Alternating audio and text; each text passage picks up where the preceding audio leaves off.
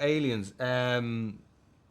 Yeah, that was a twist. That was a twist, and that made it really interesting, and that allowed, not to be too, well, actually, to be too on the nose. Like the term alien, which is completely not politically correct now, has been used to kind of signify an outsider in the American experience, of which, even though I've made America my home now and I've raised my two kids here, I've obviously come from distant shores. Fernando Morales has come from distant shores, and this character John Sugar has come from even more distant shores. So to see him, I think it's part of how he sees the human condition, and he sees Los Angeles as a very broken place, but a place that plays consistently on his heart, and a place that he has an enormous amount of empathy for.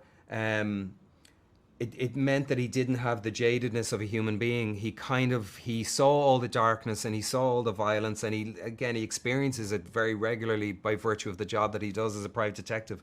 But he doesn't, that's not the totality of his experience when he looks at human beings. And there was a sweetness to him. I mean, I'm not gonna, it's hard to do character research for what life would be like on another planet. But there's this kind of, it kind of explained to a certain degree this childlike innocence, and also his leaning into the history of cinema, and being so kind of enamored and enraptured by the moving image in film, particularly noir, being, the world that he inhabits is a noirish world as he experiences, and also as he references it as a result of seeing so many films. But he learns about the human condition through watching film, not just observing what he sees on the streets, but having film as a kind of a aesthetic and a kind of a emotional touchstone,